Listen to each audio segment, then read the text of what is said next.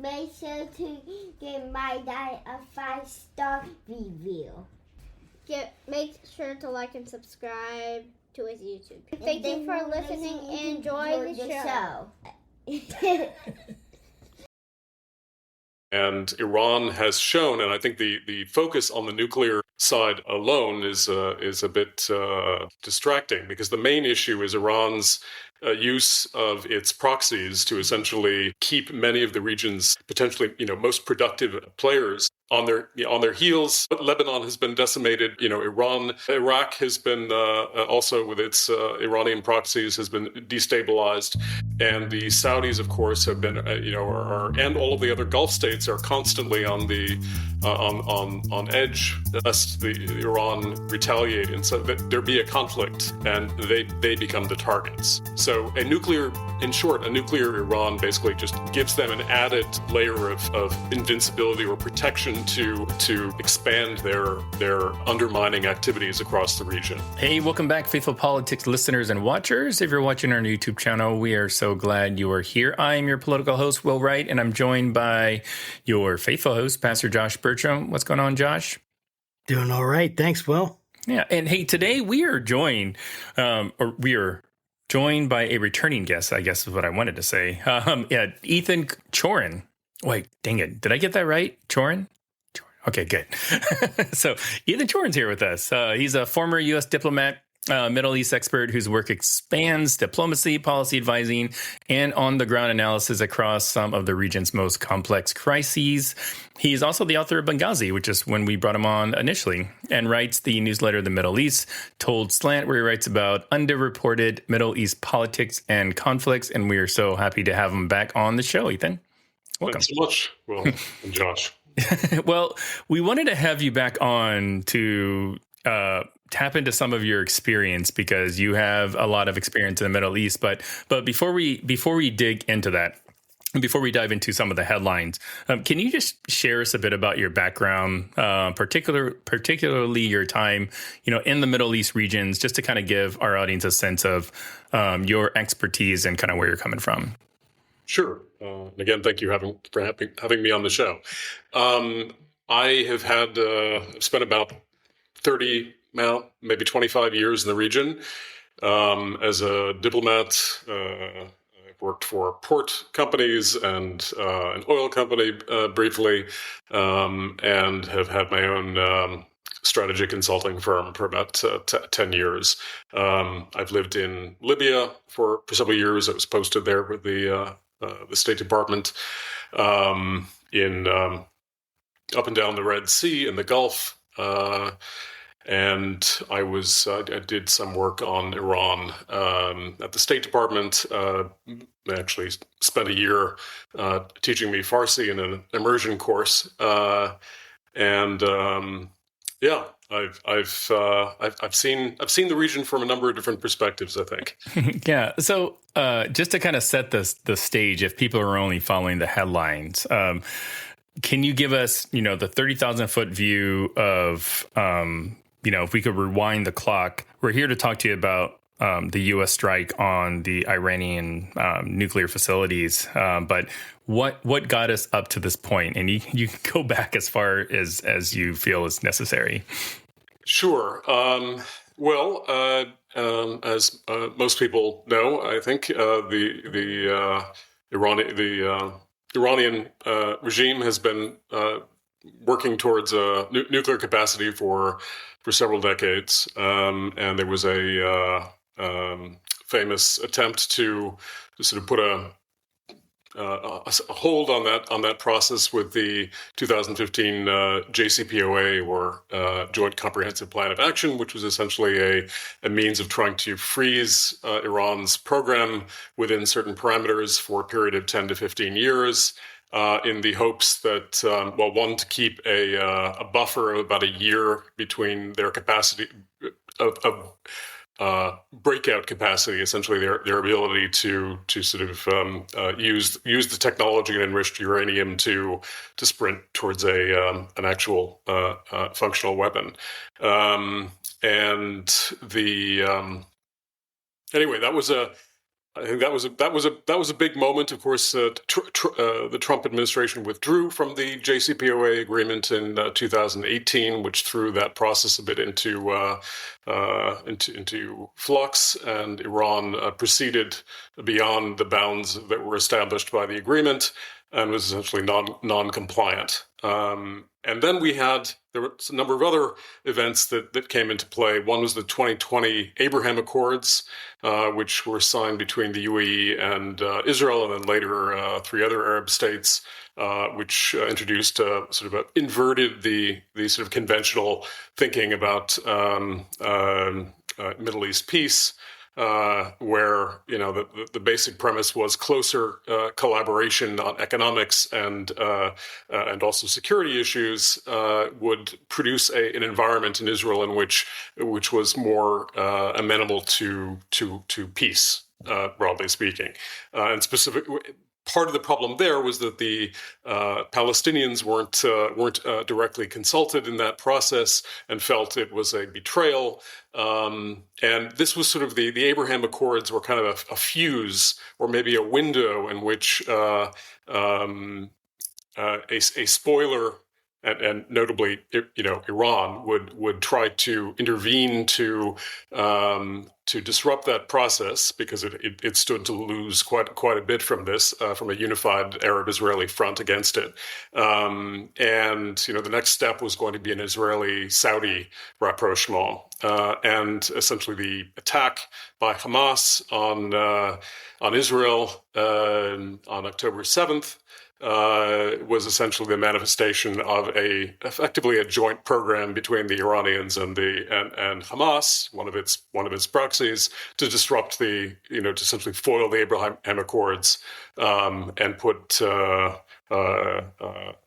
Israel a bit on the defensive. Of course, the exact degree of collaboration between Iran and Hamas has been debated, but there's quite strong evidence that, in fact, for one, a number of the Hamas commandos were actually trained in Iran in the year before the attack. And even if Iran didn't explicitly direct Hamas to do this, everyone knew what the timing was critical, and there is certainly a strong reason to believe there was a direct link. And of course, this then precipitated everything we've seen over the last nearly 2 years now of horrible reprisals against Hamas and lots and lots of civilian Palestinian casualties. It also created a kind of may I continue a little here? Please do. Yeah, I'm captivated. A cover for a broader and a motivation for a longer-term plan on the part of Israel's Prime Minister Netanyahu to roll back the Iranian regime, which he has framed as an existential threat to Israel for the better part of the last 30 years. And so then we saw after a period of where the world's attention was focused primarily on what was going on in Gaza, the Israelis basically decapitated the Hezbollah leadership in Lebanon. Hezbollah was essentially the sort of tip of the spear of Iranian proxy warfare in the region, and dealt some blows to the Houthis in Yemen, who were conscripted by the Iranians as late as 2011 after the Arab Spring, and then you had the fall of Assad in Syria shortly after, which seemed to be a surprise, but potentially a lesson as well. Essentially, without the support of Russia, which was engaged in the Ukraine war, and without Hezbollah, Assad was sort of in an untenable position, and the House of Cards kind of fell quickly, which then also allowed Israel. So somewhere within the first year after the Hamas attack on 10/7, the Israelis shifted gears and were clearly thinking much bigger than just trying to decimate Hamas. And what we've seen is a progression of steps against Iran, starting with its proxies. And each one of those steps basically made it easier, opened a window through which Israel could then attack their biggest prize, which was the nuclear facilities.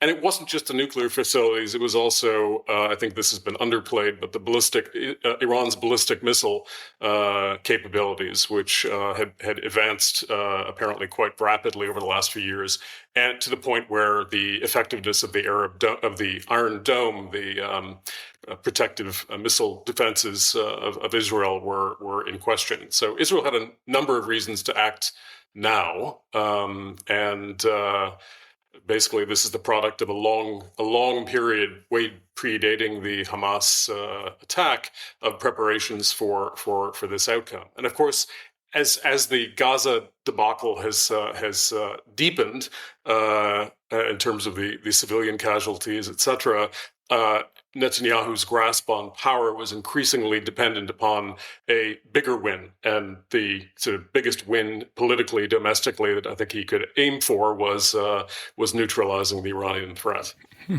So, just for people that don't really understand, they haven't followed it. They know that there's an issue. Obviously, you just explained it really well, like what precipitated this initial attack that we're talking about today, the strike on Iran, on their nuclear facilities and their ballistic facilities.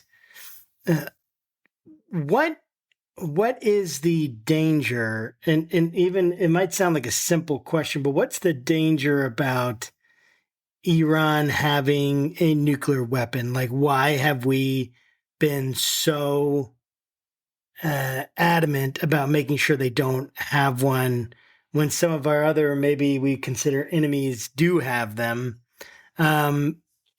Obviously, once someone has them, then I guess you can't, it's hard to turn that back.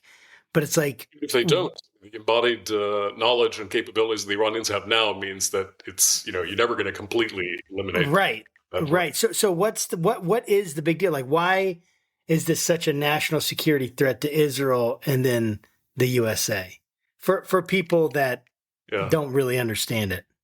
Well, I mean, it's an excellent question. It gets to the heart of the issue. The danger here is not so much that Iran is going to lob a nuclear weapon at Israel. I mean, they understand, the principles of Israel is a nuclear power, and they will suffer, horrible consequences if they did that.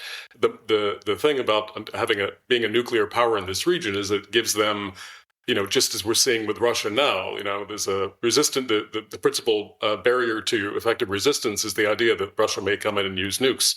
And Iran has shown, and I think the focus on the nuclear side alone is a bit distracting, because the main issue is Iran's use of its proxies to essentially, keep many of the region's potentially, most productive and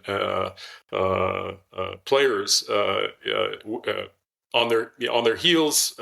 Lebanon has been decimated. Iraq has been also, with its Iranian proxies, has been destabilized, and the Saudis, of course, have been, and all of the other Gulf states are constantly on the on edge, lest Iran retaliate, and so that there be a conflict, and they become the targets. So a nuclear Iran basically just gives them an added layer of sort of invincibility or protection to expand their undermining activities across the region. So what you really that's the major issue. And of course, with the JCPOA, the Iran deal signed in 2015, the focus was almost completely on the nuclear program, and with the idea that expanding that to Iran's other activities might make that deal untenable for Iran. The fact is that the United States failed to essentially identify what was going on in places like Yemen and actively exert some pressure to push them back. And we're seeing the consequences right now. Is essentially Iran managed within the course of the last 15, 20 years to accumulate a number of assets in the region that were highly destructive. So I think that's the issue mainly. And of course, it's for Israel, it's an even sort of more symbolic issue where just the fact that another hostile region has that kind of power is extremely sensitive to the Israeli psyche. So you have that. The one of the reasons why this particular strike and this particular event is of interest to us and I think our audience as well is because the U.S.'s connection to Israel. On our show, we talk to a lot of folks about the topic of Christian nationalism. Israel always comes up, and it does appear America has this very special relationship to our Middle East ally. Which, hey, that's okay. It serves maybe a strategic interest, but like. Why now? Like in your opinion, like the U.S. striking a target in a Middle Eastern country, because we think they have nukes. Like why? I don't understand exactly why we would do that. I mean, we wouldn't do that for any of our other European allies. I don't think we would. So is there something in your opinion that is happening, or is there a treaty or some sort of agreement between the U.S. and Israel that would precipitate us just striking this other sovereign country? Well, I think the major issue is that there is an opportunity to the threat of Iran going nuclear has been growing progressively over the last, despite the JCPOA, or even because of it, in part, for the last. I'm sure that would be a controversial statement, but for the last couple of decades, and you've got an opportunity now. The attack on the Hamas attack on Israel nobody could have very few people could have imagined a few. 2 years ago, that Hezbollah would essentially cease to be one of the most active and effective non-state actors in the region, or that that any of this would have seemed quite unlikely. So you've got a clear opportunity right now to potentially set back Iran's, at least the most sort of formal elements of Iran's nuclear program. Of course, that comes with risks because you don't. I mean, right now the question of what actually has been done is being hotly debated. Did we actually take out the enrichment facilities at Fordo, Isfahan, and Natanz, or did we kind of do much less than that?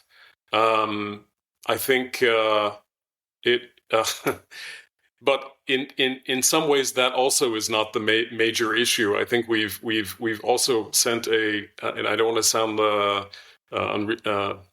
too bellicose here, but I think this is a psychological correction in the region, whereby Iran has essentially effectively learned that it does not have complete free reign over to do what it wants in the region. Again, there are potential risks to that. Are we now seeing Iran's so essentially running for a nuclear weapon faster with a more limited number of resources to become that nuclear power? Are they going to respond with asymmetric warfare and try to make the U.S. and Israel pay in other ways? These are the sort of the questions right now. But I think I'm somewhat optimistic that this is going to turn out. It may be messy, but it may turn out to be at least it's an opportunity for the region to essentially try to come up with some muster the resources to become more integrated and secure rather than increasingly lawless and stuck, for lack of a better term. Yeah. I listened to the emergency UN Security Council meeting, which is something I don't regularly do, but it popped up on my feed, and I was like, you know what, I'm going to take a listen to this, and it sucked because I was thinking about that meme where when the person you hate says something you agree with, because there was the Russians and the Iranians, and mind you, I'm not I'm an American, I'm Team America, not Team Russia or Team Iran, but they were saying things well, the U.S. was the only country here that's actually dropped a nuke before, and I'm yeah, they're kind of right about that, But one of the other things I picked up from listening to it was it didn't sound like there was overwhelming support from our allies about the strike. So in your experience, I mean, are our allies responding in a way that's different when the U.S. does something, or are you getting the sense that they were a little bit shocked and kind of surprised as well? Well, nobody should be watching what's gone on over the last year and a half. Nobody should be completely surprised at this particular move. And in and itself, okay, there's a precedent here. It's not just the U.S. sneaking in and dropping 14 bunker buster bombs. It's a major escalation, and it's also a major demonstration of U.S. interest and power in the region. And I think, some of it, you may recall Chancellor Mert's comments that which were not well received, that Israel was doing the West's dirty work. But there is, and, looking at through the lens of domestic politics, subtleties anything approaching a subtlety gets a bit lost. It is true that Iran has expanded its influence up to the 10/7 and actions afterward, has expanded its interest at U.S. and U.S. allies' expense in a dramatic fashion, and it's not a good thing. Even if the Gulf countries are very highly sensitive to being in the crosshairs and are not going to come out and say, "Oh, we approve this," my sense is that the Gulf countries and our allies, and many of our allies in Europe, are somewhat relieved at this point that something that collectively all of this has happened, despite the fact that you've got an obvious question of what's gone on in Gaza, which is indefensible, and of course, with any bold move, there are going to be unknown consequences. My main concern is, did the Trump White House actually sit down and look at all of the data that they needed to make that decision, or was this working off of Trump's sort of intuition, feeling that this was the right time to do this? Are we going to see? And then, of course, the whole question of what's going to happen in Iran next, which is a big one. And there's some lessons and things that aren't lessons with respect to what's happened in the Middle East prior, and our U.S. intervention in past conflicts. And a lot of it depends on what we do next. Are we going to take advantage of this? We have a strategic advantage at the moment. Israel certainly does. Are we going to just look, from Trump's recent statements, it almost seems like, okay, we're going to declare victory and retreat. That, I think, would be a mistake. We've done, regardless of your views on what has happened, we've done it, and we can't sort of leave it alone and assume that everything that we've been, all of our objectives were met. Does this mean invade Iran? Most definitely not. But there are other ways of trying to take advantage of this situation to restrict Iran's nuclear and other military movements, and try to encourage shift towards a more collegial regime in the region. I can go on about that, but Yeah, I mean, well, I think one of the things that I would really love for you to paint the picture for us, and I think you've been doing like a really good job of like, hey, this is in many ways in the interest of the West and America, but also bringing out the tension of like what's happening in Gaza, the way that Israel has acted. There's been so much protest, so much angst about it, and then people even, getting in trouble with the State Department or being, taken by ICE for some of their views, or like pro Palestine, like all these views against Israel, and so it's like we're stuck in this tension in America, like who is the good guy and who's the bad guy. Because it seems like sometimes the good guys are acting like the bad guys, and the bad guys are taking on the mantle of like, hey, look what the good guys are doing, and they're so evil. They're just like us, or they're worse than us. Look what's happening. And it's like, it can be confusing for the average American, well, just for me, to even sort through any of this stuff, because you hear on one hand, look at what they're doing. They're killing all these innocent families, innocent people, talking about Israel. And then almost like putting Hamas, almost like putting some of these, even Iran, in a positive light. So that's where things get problematic, because I would love for you to talk through that.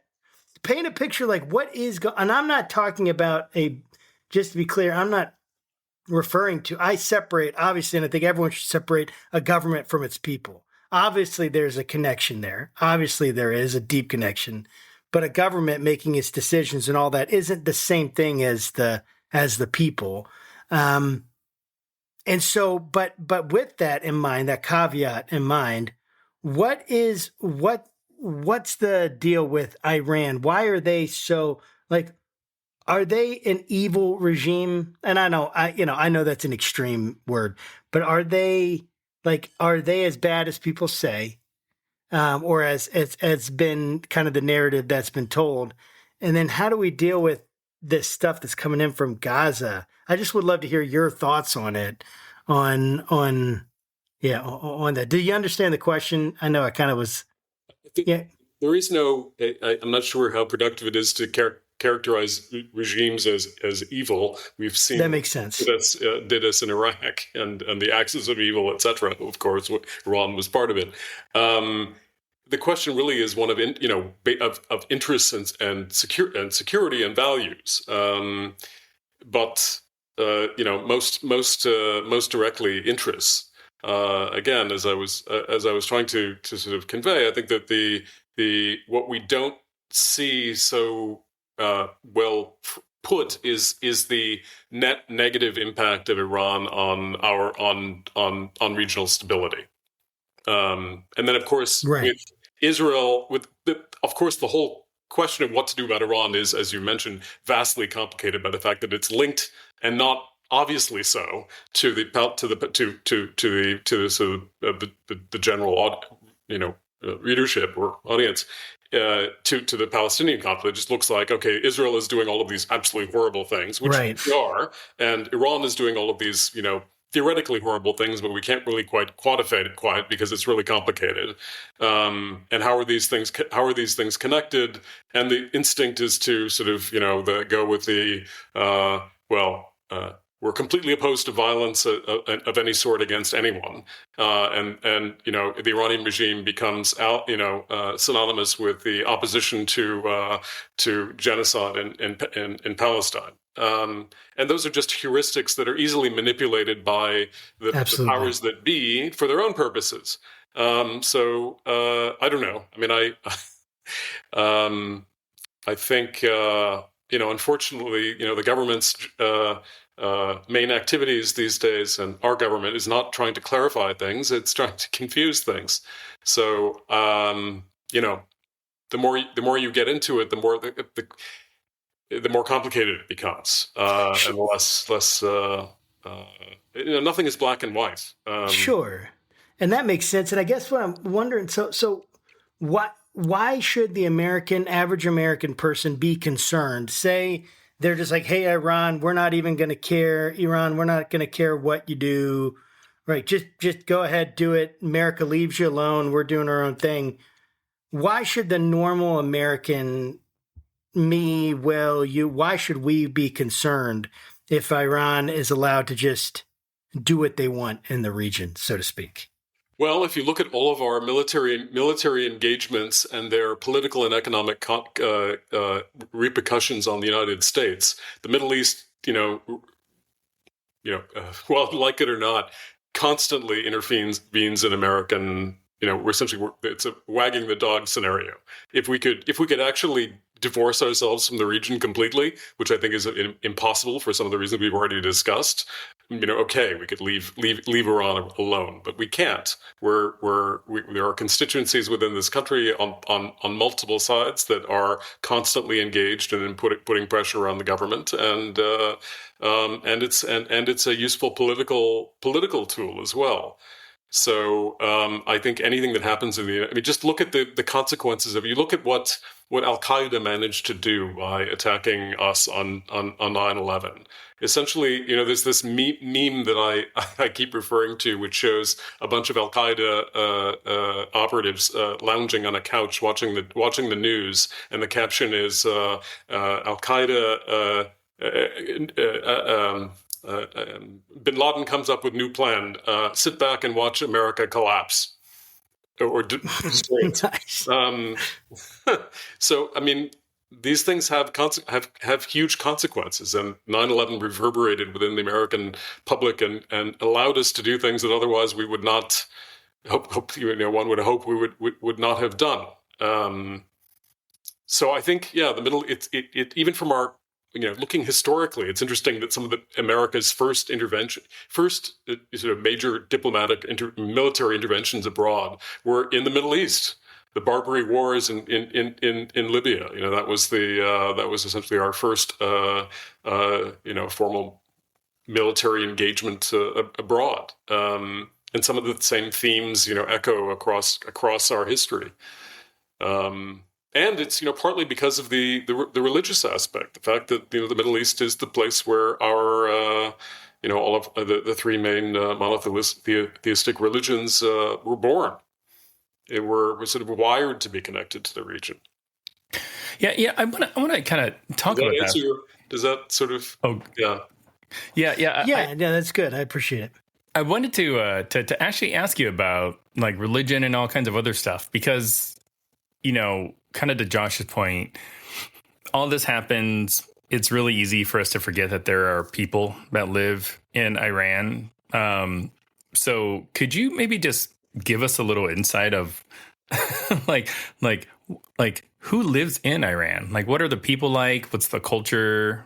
What kind of government system they have. I'm reluctant to say that I learned from Tucker Carlson recently that there's like 90 million people that live there. I didn't know that, So can you just give us just some insight on like what is Iran like? Day in the life of a person who lives in Iran. Oh, I don't know about a day in the life of a person that lived. I've never, even though I've Iran-related matters took up some of my time in the past, and I can't couldn't avoid it if I tried now. I never actually. Iran is one of two countries in the region that I have not been to. Is it difficult? Like the average person couldn't just buy a plane ticket and fly into Iran, right? For a while in the early in the 2000s, you could go to Iran on an educational tour, something like this. It still was not horribly advisable. Since there's a lot of hostility in Iran towards in the regime towards the United States. I think in general. What you've got here is a highly corrupt, military-intensive theocracy, which essentially has a stranglehold over the vast majority of economic activity in the country, and it's got and it's deeply entwined. At the same time, you've got a people who are generally the percentages are probably up for grabs, but a majority of Iranians, I think you can say safely, are highly opposed to the regime. They see this as squandering their best years and their intellectual. The Iranians are a highly educated people with a profound history and that binds them, perhaps more so than many other countries more so than many other countries in the region. What's happened to Iran is a tragedy. They've essentially been, again, their creativity and productive abilities have been squashed since the Iranian Revolution in '79. Not that things were perfect before then, but can people leave? Can people just leave, like if they aren't happy? Well, a lot of Iranians have left. It's and some of the best and brightest, if they can get out, they have done so. Many of them have come to the States. But a lot of people can't, obviously, and a lot of people don't want to. But you've got this, it's sort of that's the sort of measure of the difficulty of the situation. As Karim Sajadpour, who's one of the prominent American commentators on Iran, knows a ton more than I do. He was saying that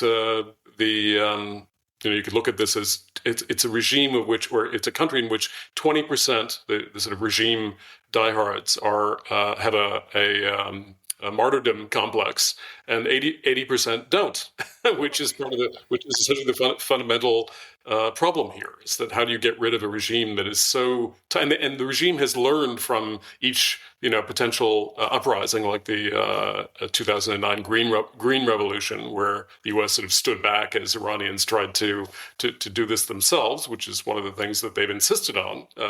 And a problem because, of course, Iranians tend to cohere around nationalist threats, exterior threats, even if it's they can't stand their own regime.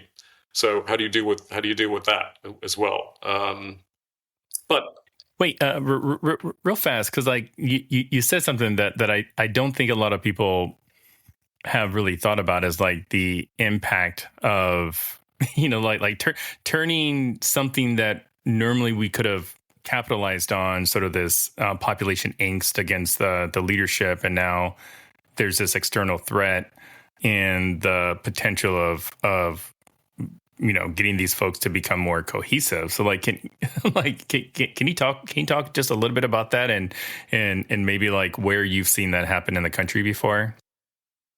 In Iran or in Iran, because I don't think a lot of people know, or are aware of what you just said about how folks may coalesce around, this external threat, i.e. Israel or the United States, or if I'm completely reading what you said wrong, feel free to tell me.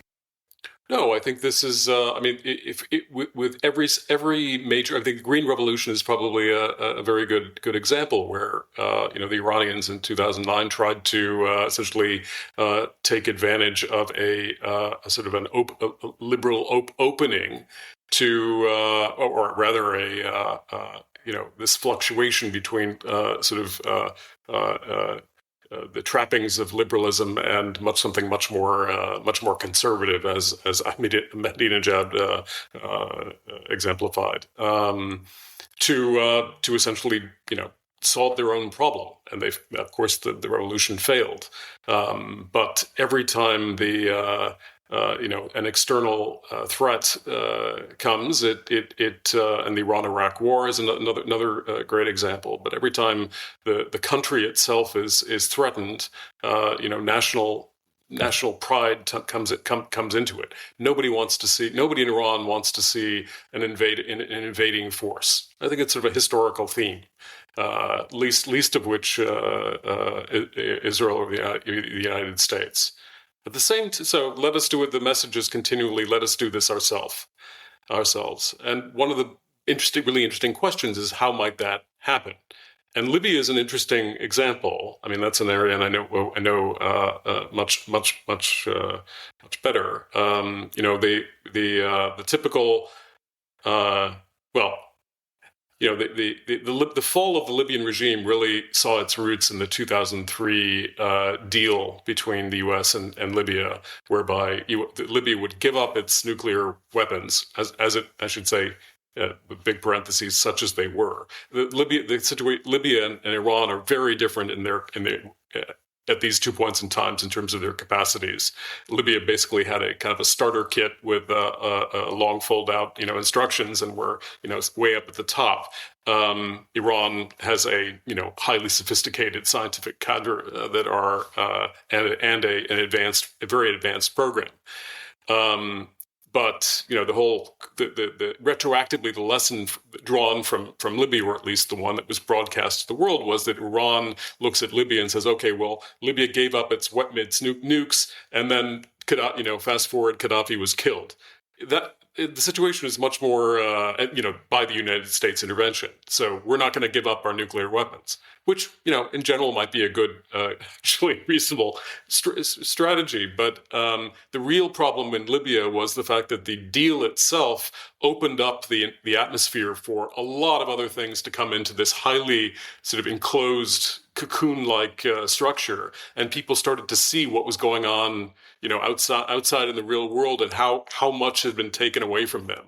And in addition, the United States essentially supported a deal that Gaddafi felt was necessary for his own survival, whereby we essentially repatriated members of essentially Al Qaeda's most effective franchise, and then reformed them into tried to flip them. Of course, we didn't see what was going on with the Arab Spring was a surprise, right? And that unleashed all of these collective forces that managed to, with our help, essentially overturn the regime. So, going back to Iran now, what happened these last couple of weeks is a major major embarrassment, to put it mildly, for the Iranian regime. And their biggest question, as we've seen with the attack on the U.S. base in Qatar, which didn't produce much, that was a show, right? It was also telegraphed in advance by Iran, was an attempt to save face. And the question, the future of the Iranian regime is going to depend on how weak the population actually thinks the Iranian regime is. And that's where anything could happen. You could see some sort of spontaneous. It's unlikely that I think we're going to see the end of the Iranian regime immediately. But as with Libya, there was in the Libya case, there was a 7-year delay, and this accommodation or perceived weakness essentially metastasized and allowed for this complete change, which has not been to the benefit of Libya since, right? Libya has been a failed state essentially for much of the years since then, and that's what we have to try to. But at the same time, Iran is not Libya or Iraq or Afghanistan. There are some sort of unifying forces in Iran that I think, again, you can't necessarily say, okay, it's going to be, the regime falls and we're going to have another Iraq. Well, we may have a messy period of instability, but it's not necessarily the same. There's not a direct comparison to be made, at least not yet. Is the Iranian attack there, Qatar, different than the attack they did in Iraq after Qasem Soleimani was killed?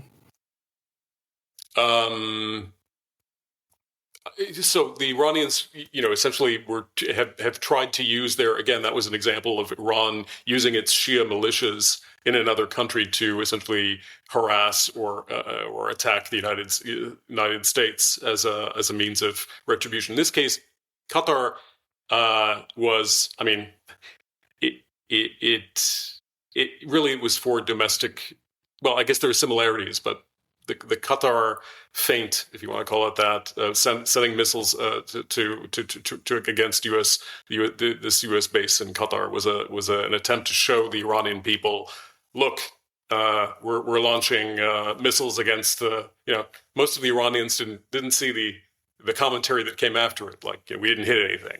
They saw the missiles launching, and the regime was doing something. I think that was the use of that issue. Iran knows if it strikes the Gulf states, they're going to get retribution very quickly. Which is not to say that they also the Iranian parliament, the Majlis, passed a law recommending the closure of the Straits of Hormuz. Realistically, all of Iran's oil revenue goes through those straits, and if they do something like that, they're going to get another swift retribution from the United States. Not the international community isn't going to stand it. So they're very much constrained at this point. So if we're thinking about that that region, you kind of, and again, I don't know if I'm speaking for the average American or not, but it kind of just seems like they think of the Middle East as just one big conglomeration, and they're just that's kind of monolithic.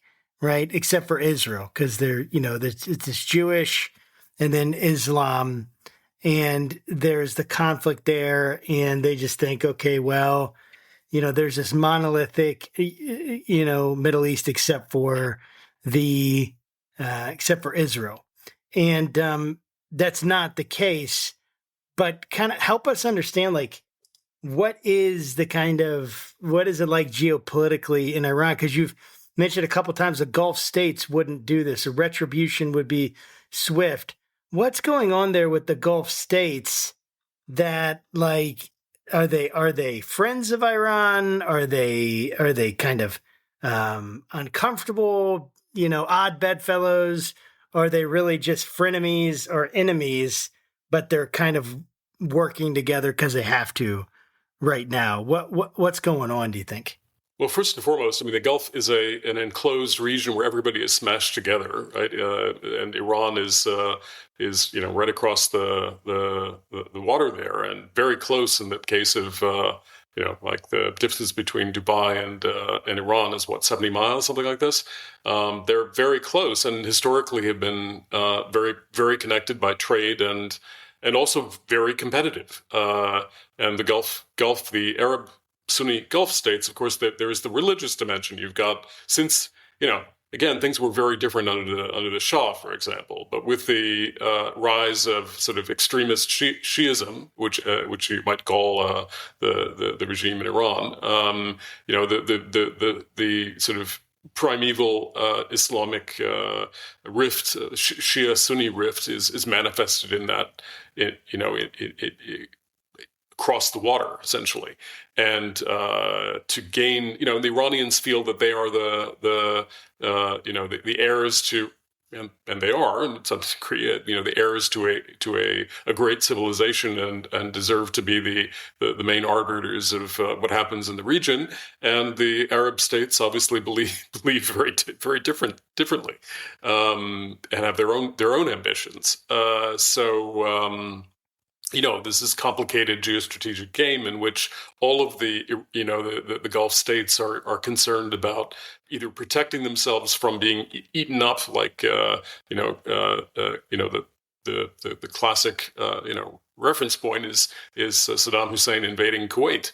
The Qataris have essentially, which is a much smaller state and extremely wealthy, also their policy is dictated by their desire to survive in this neighborhood. And Iran has attempted to protect itself and project its power at the same time by using proxies. And the proxies, if you look at Saudi Arabia, one of the biggest things, their nightmare scenarios is a cutoff of of both the Straits of Hormuz and the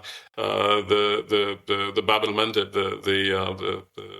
the Red Sea channel through the Suez Canal, because that basically prevents them from exporting their oil. Which is, powering their economic transformation. Anything that disturbs that balance is going to be highly concerning. So everybody's intertwined, and Iran is a manufacturer of regional instability. I think that's the main issue here. Yeah. So, Of course, you can argue that people will jump in and say, well, Israel is the manufacturer of regional instability, but that's another question, and they're interrelated.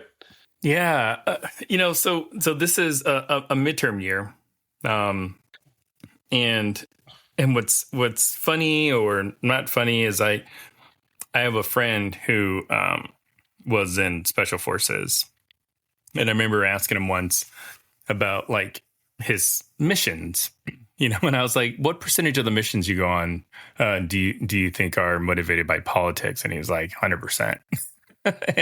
and it really just it struck me because in the back of my mind I had always kind of maybe thought, but just to hear it from the mouth of somebody that has lived that life for so long, so I can't help but think that in this midterm season we may see politics play into this conflict. Obviously, Trump or the opposite. You mean the conflict playing into politics? Yeah. Yes, that too. Yeah. So I'd love for you just to kind of give us some different ways that you feel politics may enter, and what can our public, maybe be on the lookout for. And also to whatever degree you feel comfortable. I know that Netanyahu has his own set of political problems in his country. So I'd love for you just kind of talk about the politics of what's happening right now. Well, I mean, if you look at I think the Middle East again played a substantial role in the last election, where and this again is if you look back in recent American history dating back to Kennedy, everything the number of times the United States United States presidential election has been impacted by Middle East conflict is much more than not. And Biden, essentially was put in this position where, he was hoping to be able to show that he could resolve these issues, the Palestinian-Israeli issue in some way, but was too hamstrung to be able to do by fear that politics would come and derail his campaign to do anything about it, which. I mean, that's a systemic problem on the United States part, is that everything has become so incredibly politicized. And ideally, you would want politics to play some role in American diplomacy and foreign relations, but not to dominate it. And that's the biggest threat I see. Essentially, the United States is kind of on a yo-yo with the Middle East, and that's what Trump is worried about right now. He wants to declare victory and satisfy the part of his base that is rabidly against foreign entanglements. But the problem is that one hopes, as I was sort of alluding to before, that the decisions are not, ultimately the decisions are not made on such broad stroke basis that you've got some sort of a longer term plan, because otherwise the threat is going to come back and bite you in some other way. You're basically just pushing the problem into the future. So, but unfortunately, politics these days and elections are run on perception. So, I don't know. I mean, I think, the more people, look into. Well, it's very difficult. I mean, it's difficult for people to devote their lives to trying to untangle what's going on in the Middle East. And there's so many unknowns, and it's really hard to. I mean, there are good cases on both sides of this last set of military exchanges that either this was a horrible thing to do, or actually this was the reasonable thing to do. And the people who have the data, or at least should have the data, maybe I should say, are not the general public, and those details matter.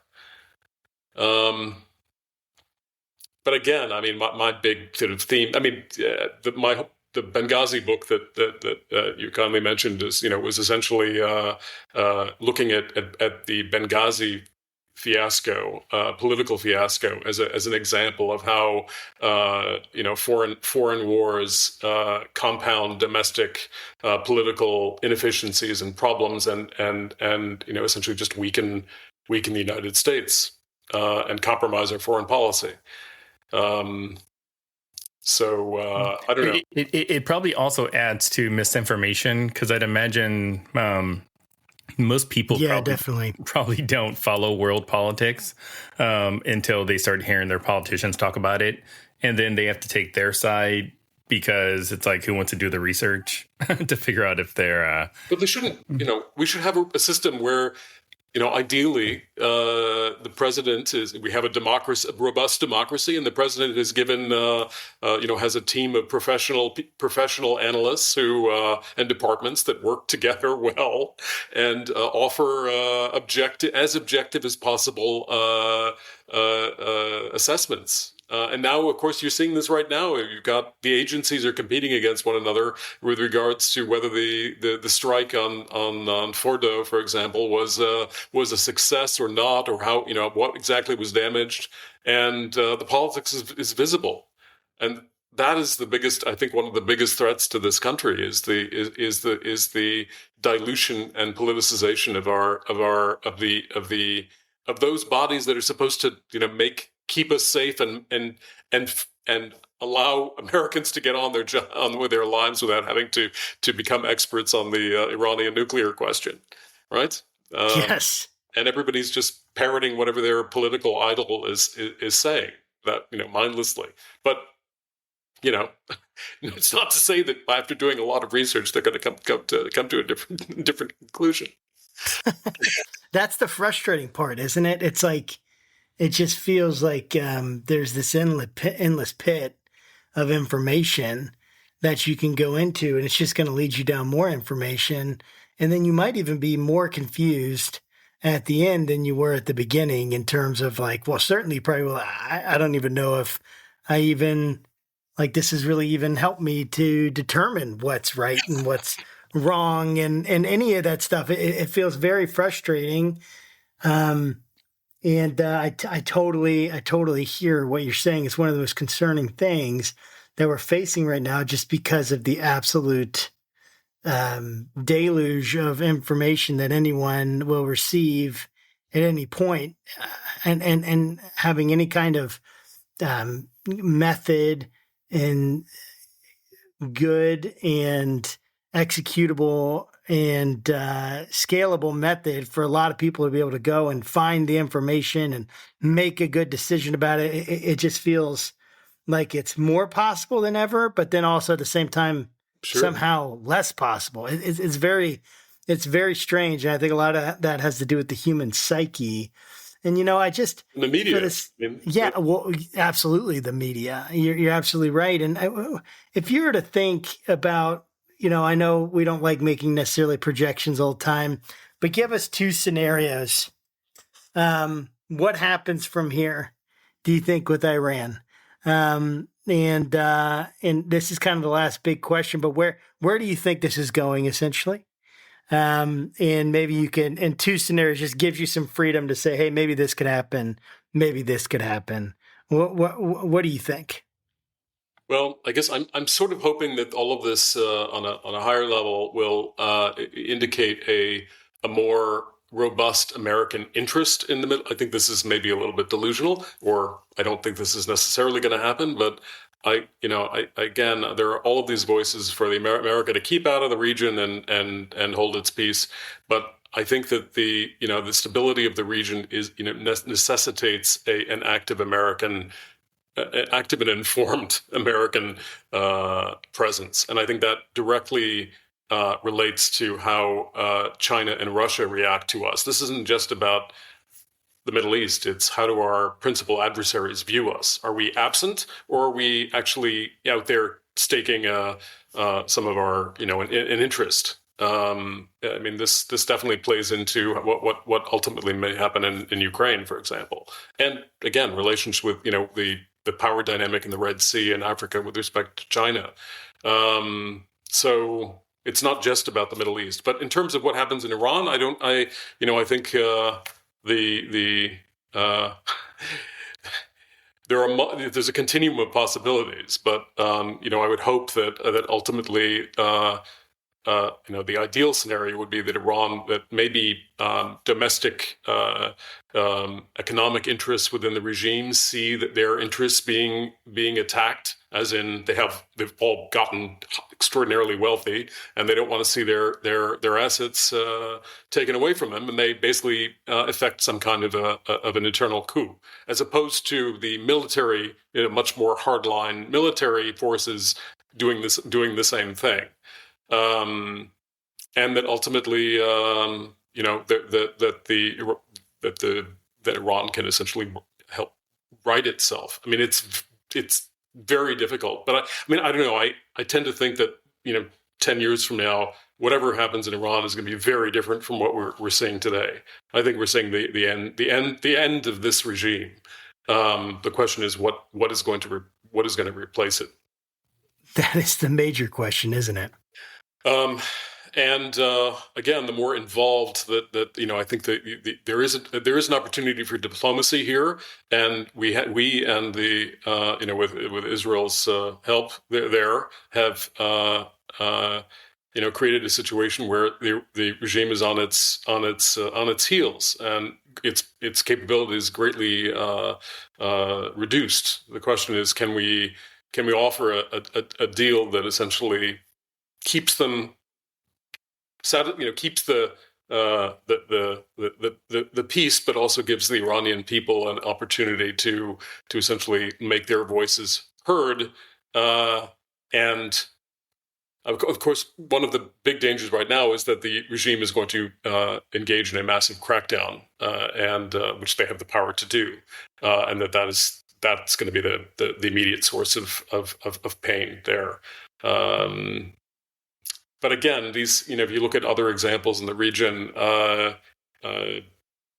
once things start to go in this direction, these regimes don't tend to last a long time. We may not see an immediate change of regime, and I do think that's somewhat unlikely. But again, 5, 6, 7 years down the line, I imagine whatever is going to be there is going to be very different, whether it's worse or much better. Well, here's to hoping that it's much better as opposed to much worse. And of course, if I could jump in and say, economic integration, really, that was one of the beauties of the Abraham Accords, I think, is that it laid out at least a framework whereby, regional economic integration and swapping of critical natural resources, within the powers that have them to the powers that don't, that would create a disincentive to conflict. And there are plans out there that will serve those ends, and the United States should be actively supporting them. Well, I think that sounds, at least from hearing you say it sounds great. It sounds simple, but obviously. Everyone wants their money, right? I guess you have politics, money, and religion. The great leveler is climate change, and the region just is on the forefront of it. And none of these countries can afford to keep fighting each other when they've got water resources are becoming more and more scarce. The economy is in the tank. That's one of the biggest strikes against the current Iranian regime is that the Iranian economy is doing so badly, and they're managing it so incompetently. Yes, and that's gonna hit hard. That makes a lot of sense. I could keep talking to you for hours, Ethan. I really appreciate you coming on and spending some time with us. How can people follow your work? They hear this, they're interested. How can they connect with you, follow what you're doing? Well, most of my opining is through Substack. I have a blog called the Middle East Told Slant, and I'm nice. I'm writing books, so I'm currently working on a history of the Red Sea. So that's awesome. Will be out in the next year or so. Well, that's great. We'll have to have you back on to talk about that. Thanks again, Ethan, for coming on and spend some time with us. It's been a real pleasure. Very enlightening. No, thank you. Thank you very much for having me. Absolutely. And to our friends, our listeners, our viewers, thanks, guys, for coming again and joining us. We'd like to get you great content, so make sure you're liking, subscribing, hitting notification bells, sending this to people who could be interested in it, because we want to get this great content out to other people, because this is good stuff. It's not the garbage that you hear and the one-liners all out there and nobody goes in depth. No, this is we try to go in depth here and really ask the questions. So make sure you help support us. And guys, until next time, keep your conversations not right or left, but up. Thanks and God bless.